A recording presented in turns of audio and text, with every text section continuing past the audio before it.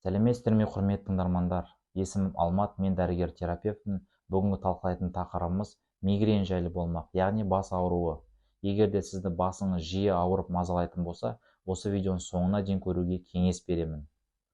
Және де бұл арнада әртүрлі ауруларды талқылап, пайдалы ақпараттармен бөлісіп отырамын. Сол себепті де осы арнама тіркеліп, қолдап, достарыңызбен бөлісе отыруды сұраймын. Ал біз бастаймыз. Жалпы бас аурудың 300-ге жуық түрі бар адам баласында. Соны екіге бөліп қарастырамыз. Біріншілік, екіншілік деп.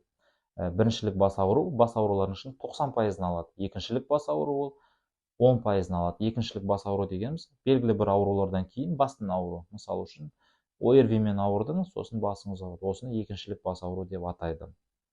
Осы біріншілік бас аурудың ішіне мигрен де кіреді. Бұл мигрен дегеніміз бастың ұзақ уақыт ауруымен және де өзіне тән арнайы критерийлермен жүретін неврологиялық ауру болып табылады. Оның негізгі пайда болу себептеріне келетін болсақ, ең бірінші аш қарынға жүру. Яғни аш адам қарныңыз ашатын болса, басыңыздың ауырып, осы мигрен ұстамасы болуы мүмкін. Біріншісі аштық, екіншісі көп мөлшерде ұйықтау немесе аз ұйықтау. Үшіншісі ауыр жұмыс жасау, яғни физикалық нагрузкалар кезінде. Төртінші түрі ол аз мөлшерде су қабылдаған жағдайда, яғни обезвоживание болған жағдайда.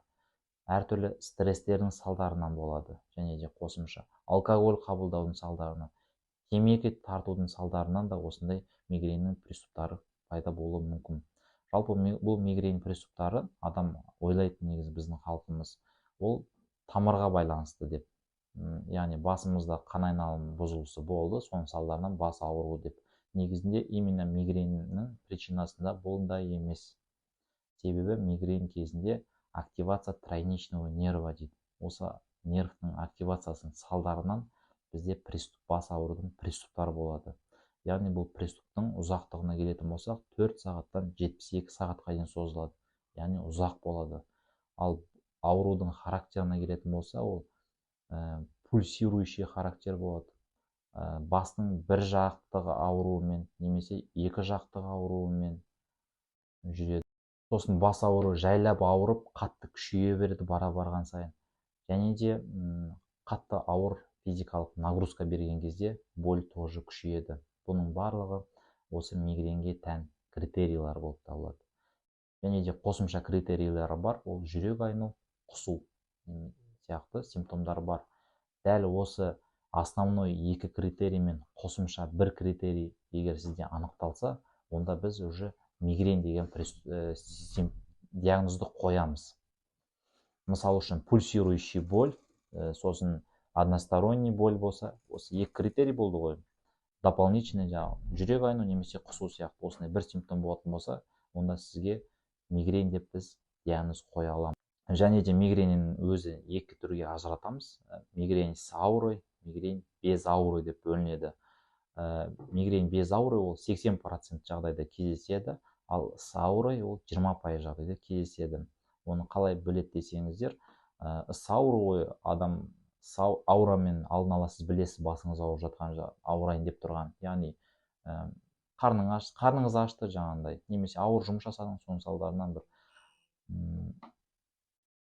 есінеу, көзіңіздің алдын бұлыңғырау, әлсіздік сияқты осындай ауру арқылы сіз сезесіз, что сізде қазір мигрен басталады. Бұл енді өте сирек кездеседі 20% жағдайда, ал көп жағдай 80% ол сразу ауру басталып кетеді. Яғни жоғарыда айтылып өткен осы себептердің салдарынан активация тройничного нерва, соның салдарынан бас ауруы. Бастың қай бөліктері ауырады десеңіздер, ең бірінші ол бастың бір жақтық бөлігі ауырады кейбір адамдарда, немесе екі жақтық бас ауруы болады, самай бөлігінің бас ауруы, көздің үсті ауруы, шеке ауруы, шүйденің ауруы сияқты әртүрлі аурудың әр адамда әртүрлі болып келеді. Әр адамда аурудың әртүрлі бөлігі ауырып тұрады.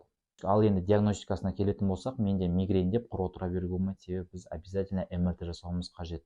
Себебі МРТ арқылы баста әртүрлі диагностика жасауымызға болады. Может, сізде басқа да аурулар болуы мүмкін, не только мигрен. ісіктер болуы мүмкін басыңызда, немесе тамырлардың қысылуы сияқты әртүрлі аурулардың салдарынан басыңызда ауруы мүмкін. Менде тек қана мигрень екен деп отырып қуғылсырап отыра беруге болмайды. Ал енді мигреннің еміне келетін болсақ, оны екіге бөлеміз: медикаментозды және медикаментозды емес деп. Біріншісі медикаментозды емес, ол яғни профилактика.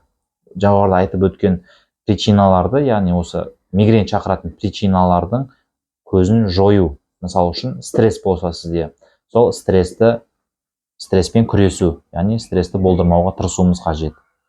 Екіншісі, алкоголь қабылдасаңыз, темекі шексеңіз, оның барлығын тоқтатуымыз қажет, чтобы мигрень болмас үшін сізде. Таза ауада көп жүру қажет, күніне 2-3 литр су ішу керек, кішігірім физический нагрузка күніне.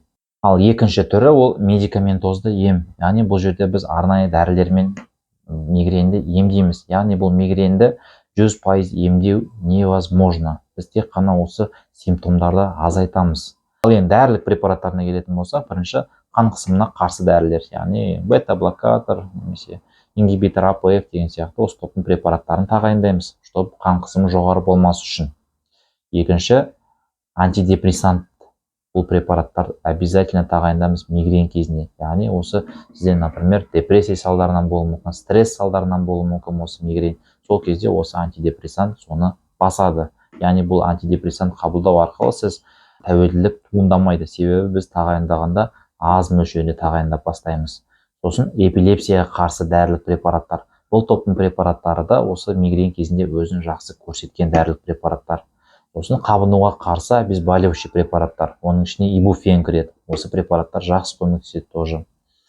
Ал қазіргі заманауи емі, осы соңғы шыққан, бұл ботулинотерапия. Осы ботулинотерапия арқылы жақсы нәтижеге шығуға болады.